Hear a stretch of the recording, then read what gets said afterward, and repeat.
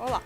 Hoje nós vamos fazer uma demonstração de maquiagem para noite, onde a gente vai dividir em passos e o passo inicial seria a pele. Estamos aqui com a modelo Thaís e agora eu vou fazer a limpeza da pele dela.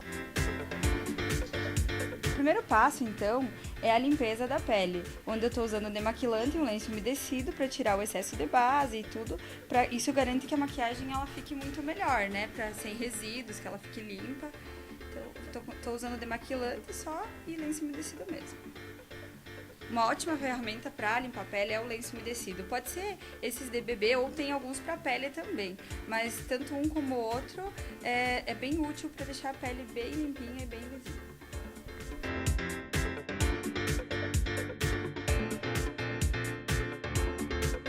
O segundo passo para ter uma pele ideal é utilizar o primer. Eu utilizo esse primer que é líquido e dá um acabamento bem bom, além de tudo ele já hidrata a pele. Existem outros tipos de primer que podem ser utilizados, mas alguns eles não são ideais para peles muito secas, porque eles acabam ressecando. Como a Thaís já tem uma pele oleosa, eu não vou utilizar hidratante, mas quando a pele é muito seca, antes do primer o ideal é usar hidratante.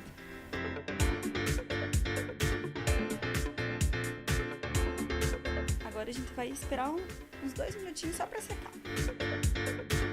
O próximo passo para a pele seria a base. Então eu utilizo o pincel língua de gato, que é o pincel ideal para estar deslizando bem a base no rosto.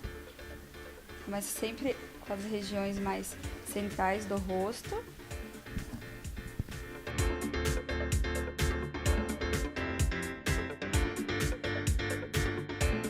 Depois eu passo para a parte central, aqui embaixo dos olhos. Sempre espalhando bem, para a base ficar bem.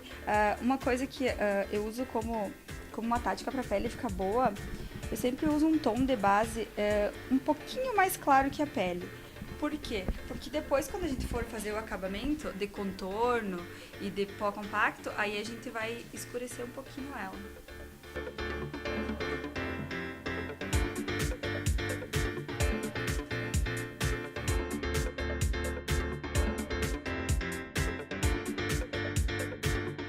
O segundo passo eu vou utilizar um pincel chamado Duo Fiber. Ele tem as cerdas um pouquinho irregulares, umas maiores, outras menores, para que a pele fique mais uniforme. Essa é a função desse pincel.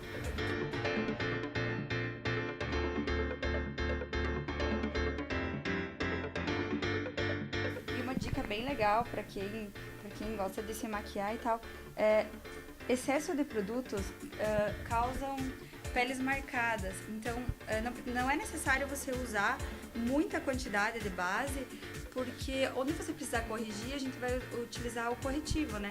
Então não precisa usar muita quantidade para não ficar marcada a pele.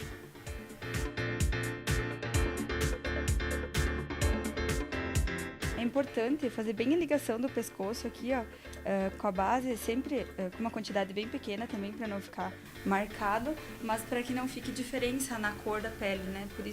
Justamente porque a gente já tá usando um tonzinho mais claro, mas que depois a gente vai passar o pó que vai corrigir, né? Agora, então, a gente vai utilizar o corretivo para corrigir as imperfeições, onde tem espinha, alguma pintinha que precisa esconder, e olheiras.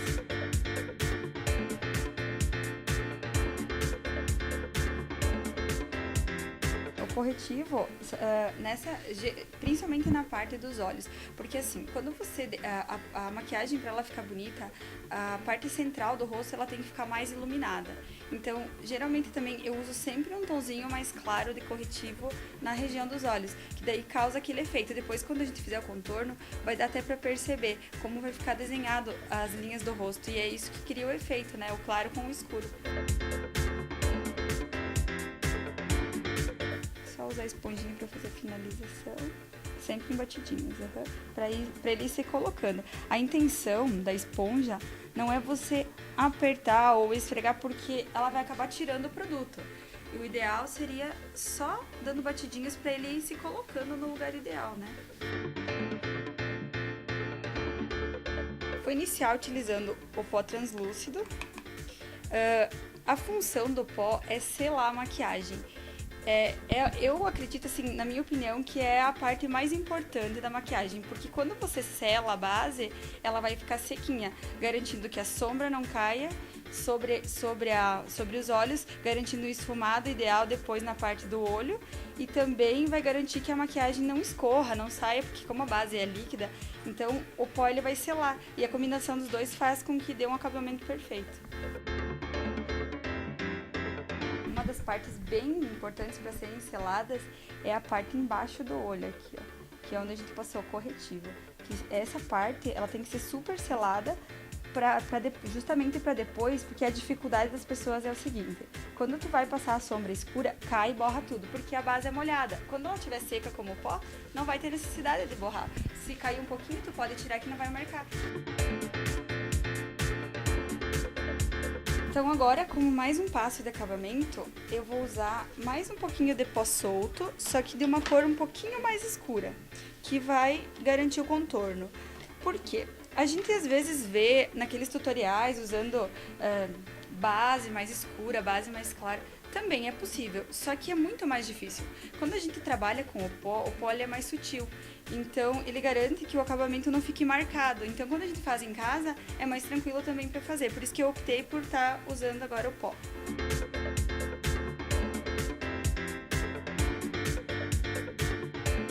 Dando aqui o contorno, ó, escurecendo, ó. E também vai dando o tom ideal para a pele dela, para que fique igual, parecido com o colo, né?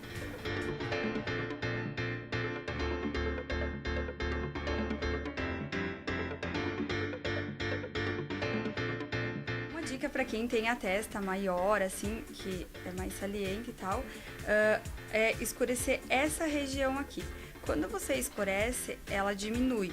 No caso dela, ela não tem uma testa muito grande, então eu vou passar bem pouquinho. Mas se você avançar um pouquinho, bem esfumando com o pincel, ele vai dar um acabamento. E quando você, por exemplo, tirar uma foto, vai ficar menos saliente essa parte. Ou então, a parte do rosto que você menos gosta, assim, se você escurecer um pouquinho, é uma forma de estar disfarçando aquela parte do rosto, que ela fica mais escura, né? Por isso mesmo que a parte central eu sempre faço mais claro, porque daí dá mais luminosidade pro olho também. A parte da pele agora ficou pronta. Esse passo está concluído. O próximo passo vocês vão poder acompanhar no próximo vídeo, onde a gente vai fazer o olho.